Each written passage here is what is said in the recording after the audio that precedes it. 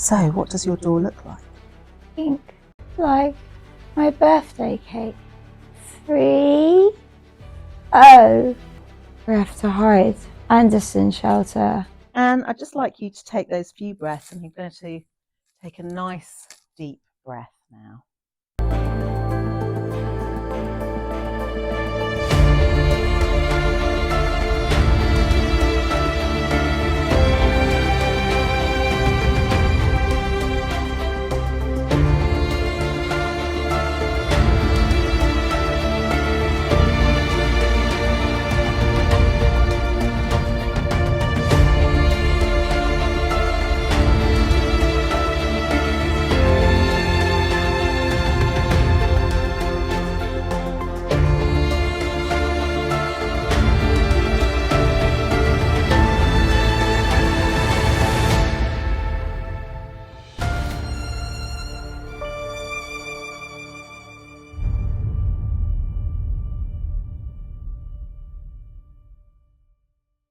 The subject of this episode is my stepdaughter, Alicia. So, what does your door look like? Pink.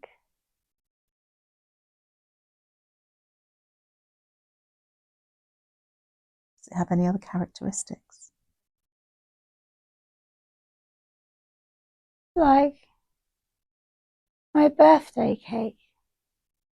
Mummy made it for me. So, can you see above the door? Can you see what number it is? Very high. But you know, your subconscious knows what the number is. 3 Oh.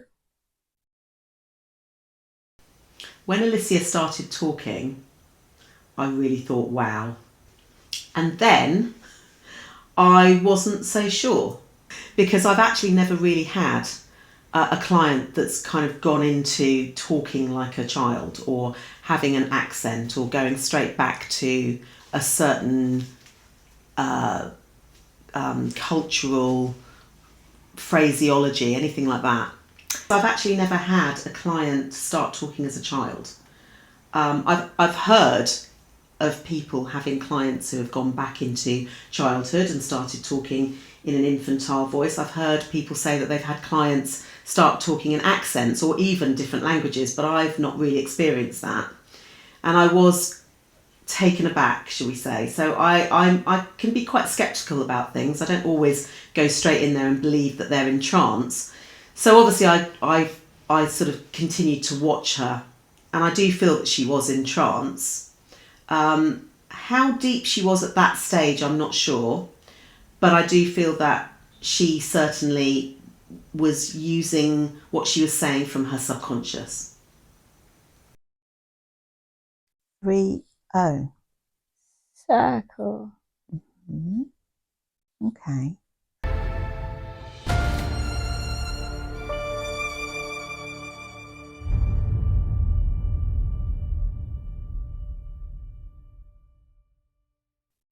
Can you just take a little time now to just feel yourself in this time? And can you look down at your feet? Look down at your feet and tell me, do you have anything on them? New shoes. What do your new shoes look like? Sandals. It's my birthday. Is it? Happy birthday. How old are you? 4. 4? That's a big age. What's your name? Maggie. Maggie. Maggie, happy birthday. Where are you, Maggie? I'm hiding. You're hiding. Why are you hiding? Naughty. Oh dear. On your birthday? What are you up to then? Why are you hiding? Okay. Who's coming to find you? My brothers. How many brothers have you got? Lots. Oh dear. How much is lots? 5. 5 brothers. They're all bigger than you. Do you have any sisters? A few. You've got sisters and brothers. Are you the youngest? No. Who comes after you? Peggy. Peggy. How old's Peggy? And so, where are you hiding? Are you hiding in a house? Garden. In the garden. Whose garden is it? Mummy and Nanny and Daddy are here. Mm-hmm. Ma. My ma. Your ma. And what's your ma's name? She's Margaret. I'm Maggie. Okay. I have a blue bow in my hair. Do you? What's your dress like then? Or do you have a dress on? What have you got on?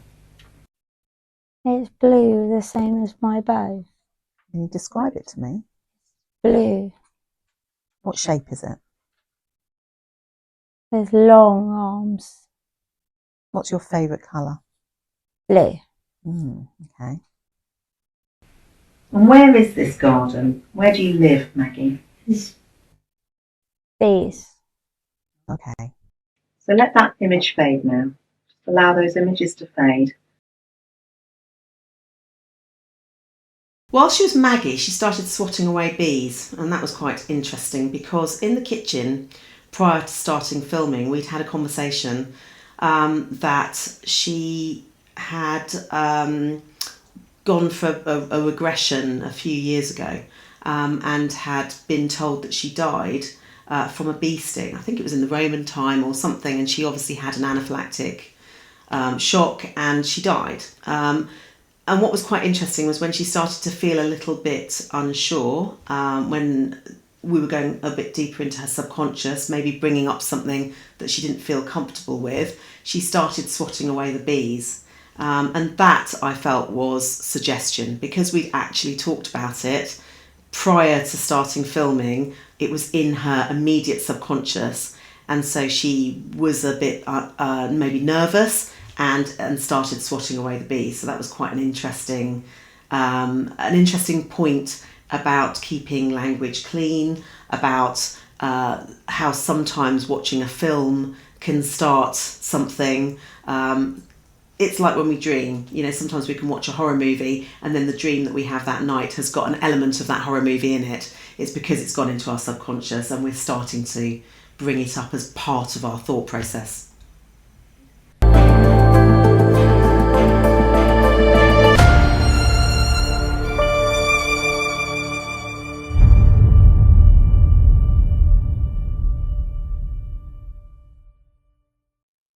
Angelina thought that Alicia had gone very deep, and maybe that's why her facial expressions were very expressive, and also her voice as well, as that she did have a voice of a little girl. One of the worrying things about this session is that Alicia actually knew Maggie.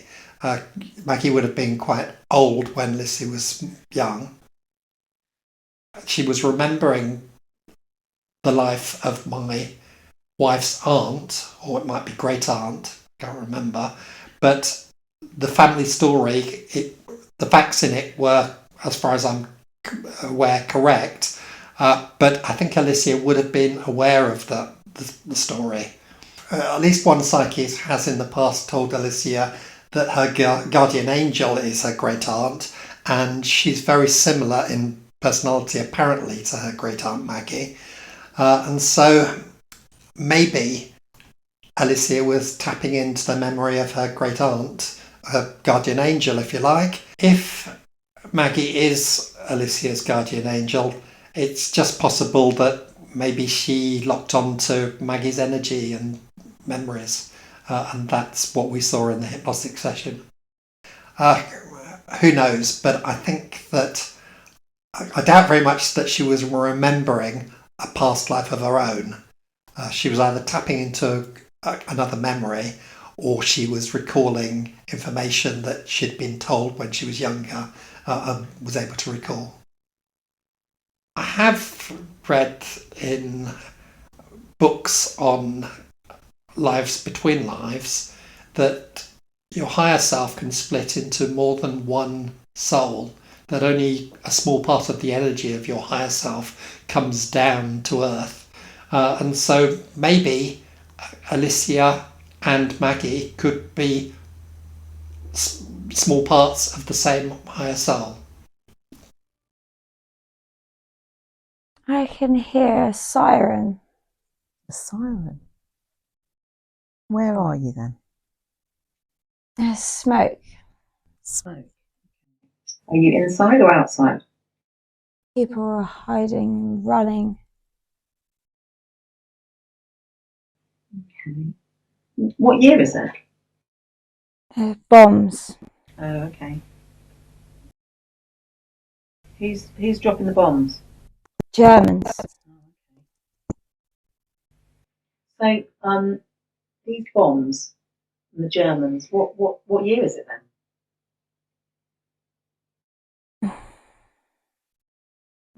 We have to hide. We have to hide. Okay, where are you hiding? There's Anderson shelter Okay. Where is this Anderson shelter? in the field with my friends. With your friends, not your family? No. Where are your brothers then? Dead, some of them. Really? What happened to them? In a ship. Okay. What, your brothers were on the ship, were they? One of them was in an aeroplane. Oh, okay. What's the name of these brothers? Ready. Freddie.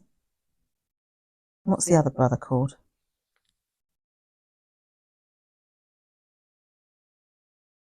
Where are you, Maggie? What country are you in?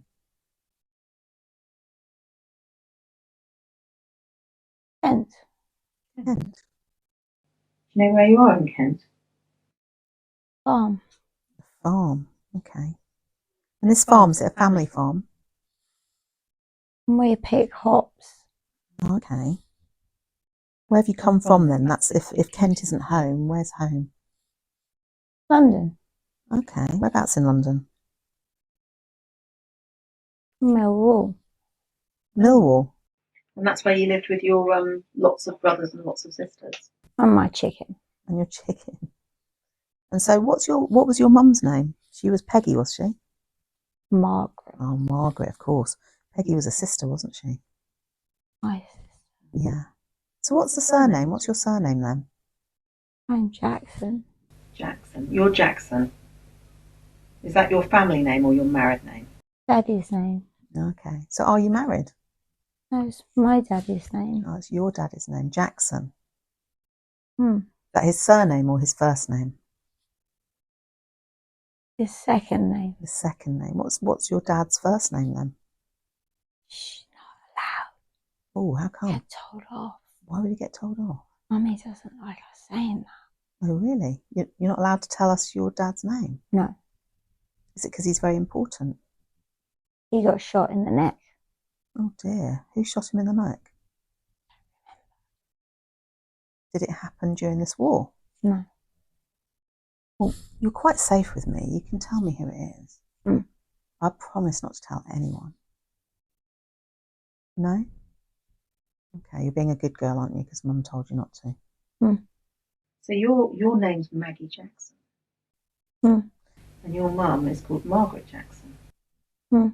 Is that in London? No, near London. Near London. And what did your dad do then? Like for work?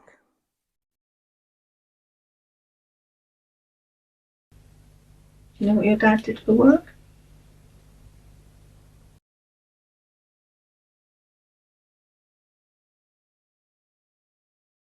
So Maggie, how come you're so quiet at the moment? Are you still in the shelter? My name's not Maggie. Isn't it? What's your name? What's your name then? I'm John. John. John, where are you? I'm in the field. In a field? What are you doing in the field? Whatever I want. All right, John. Just asking. One moment, Alicia was remembering the life as Maggie, and then spontaneously and quite alarmingly, she swapped over to the memory of what appeared to be a kind of foul-mouthed gypsy boy called John, I believe. And it was quite startling, the difference in personality between Maggie and John. I feel Alicia wasn't as deep as she could have been in the first part of the recording. When she had her second life, I felt that was deeper. She did go into trance, absolutely, because when I asked for her to look for the door and to open the door, she actually reached out for the door handle, which is a classic, because they are visualising it in their mind. They're seeing the door in their mind. So she was most definitely in a trance. I was aware that the memory was actually a family memory. So was Alicia remembering a life, or was she recalling the story of her aunt's family? I think it more likely that Alicia was recalling the story of her aunt's family rather than remembering a life. When she started speaking as a child, that was the first bit where I sort of thought, oh, hold on a minute, are we bringing this up? Do we feel that we need to be saying this in a certain way? But because I felt that she was in trance, I went with it, and I actually do believe that she felt she was a child. Her details were quite interesting.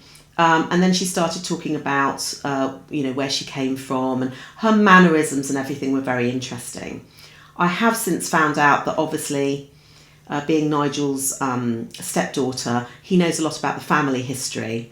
And apparently she was talking about a family member who had all those traits and who lived that life in that time. I have understood as well that a lot of people have said she's almost the spitting image or personality of this lady. So that then brought up questions. Sometimes in hypnosis, we can bring up what they call false memories. And we have to be very careful. It's about keeping our language clean, not putting ideas into people's heads. But we can actually sometimes have stories in our subconscious about family members, or a story that we've heard or read, or something that we've seen recently on television, and we can bring that into our regression. And so I'm not sure how I stand on it, because there was so much that appeared to be about the family. It could well be that she was regurgitating things that she'd heard, perhaps as a child, so it's in her subconscious somewhere. It's not that she was making it up, it's not that she was lying or acting, it was more that it was in her subconscious, but stories that perhaps she'd heard many, many times and resonated with her. So false memories aren't necessarily something that is put into the mind on purpose, like we see in the films, but it can be that it's a film that we've seen, a storyline that we know, family history that we know, and in this case, obviously, the family history kind of adds up, and certainly Charlotte and Nigel felt that they recognised a lot of the history of their family in there. There are many other things that it could be. There is a theory about genetic memory, and that we can actually access memory from the familial line, going back into ancestry and picking up memories and thoughts and feelings. Some people don't believe in that at all, but it has actually been proven that with lab rats, so offspring of rats were actually found to know their way through a maze to get food, and genetically it had been passed on. So I know for a fact that it does exist, but whether anyone really believes past life stuff, it's an interesting subject, but it certainly is a theory that's out there that has been used. It can be possible to link in with psychic energy into a spirit or a spirit guide that's around us. I understand that Alicia has been told on several occasions through readings that that Maggie is almost a sort of a guardian or a guardian angel around her. So this could be another subject, another reason why she was linking into that life, because psychically she has a connection with that spirit, and she is just connecting into the energy that is linked with that spirit and reading it. Almost all of the facts that Lissy recalled about her life as Maggie were accurate as far as our family history tells us. The surname was Jackson. Her father was shot in the neck. They did do hot picking in Kent. But even I'm aware of some of those facts, so they must have been discussed in the family. They're known facts about our family history.